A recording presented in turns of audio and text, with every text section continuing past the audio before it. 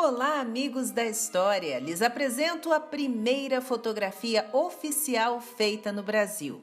Esta aí, que mostra o Paço Imperial no Rio de Janeiro e que foi registrada em 1840, somente um ano depois da invenção da fotografia, que era chamada naquela época de daguerreótipo, pois foi descoberta na França por Louis-Jacques Daguerre, que era um físico e pintor.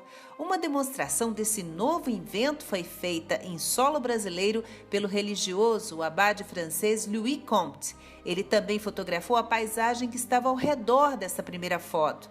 E isso foi há quase 180 anos. Foi um espanto. O jornal deu a notícia assim: é preciso ter visto a coisa com seus próprios olhos para se fazer ideia da rapidez e do resultado da operação.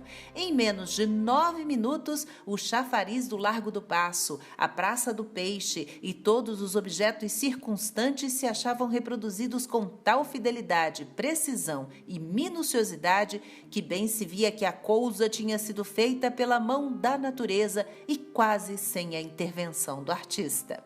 Bom, quem também ficou impressionado foi o imperador Dom Pedro II, que tinha apenas 14 anos. A partir daquele dia, se tornaria o maior entusiasta apaixonado por fotografia no Brasil e também um incentivador da nova técnica no país. O processo do daguerreótipo era simples. As imagens obtidas na câmara escura do aparelho eram fixadas numa folha de prata sobre uma placa de cobre.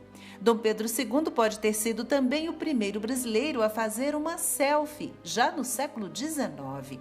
Ele mesmo contou como conseguiu a façanha. Posicionou a câmera fotográfica em uma mesa e amarrou uma corda a ela. Depois puxou o dispositivo para disparar a foto. Em uma carta, o imperador revelou o segredo. A corda passava por baixo das roupas dele e era puxada com a mão dentro do paletó. Aliás, a família imperial brasileira amava ser fotografada. Filhas, netos, genros, todos aparecem em poses para a posteridade.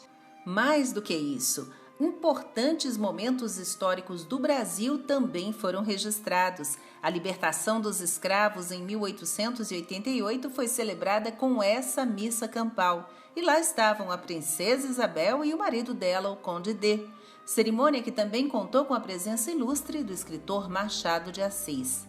A Guerra do Paraguai, de 1864 a 1870, foi outro momento da história capturada pelas lentes fotográficas, que retrataram os oficiais brasileiros, os civis paraguaios, os prisioneiros. O mesmo ocorreu com a Guerra dos Canudos, na Bahia, que em 1897 teve cobertura jornalística, com fotos dos militares, dos sertanejos e do corpo do líder dos revoltosos, Antônio Conselheiro.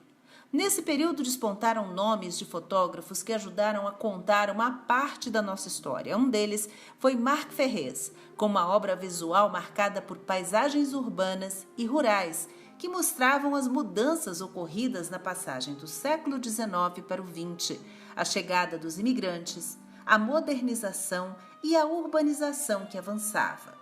Graças aos pioneiros da fotografia, podemos saber agora como eram os rostos do passado, o vestuário, os modos, as construções. Quem eram essas pessoas? Como era a vida naquela época, no Brasil de 2 séculos atrás? Rostos de gente importante e de gente anônima. Um Brasil que não existe mais, onde a escravidão negra durou 300 anos, tempo suficiente para retratar figuras sofridas, mas que às vezes também eram muito altivas e dignas no seu sofrimento. Essas são páginas da nossa história ilustradas num grande e variado acervo. E é isso. Se você gostou, deixa um like, um comentário e se quer ver mais conteúdo como esse, se inscreva, ajude o nosso canal a crescer. Não esqueça de ativar o sininho para acompanhar as novidades e até a próxima com uma história a mais.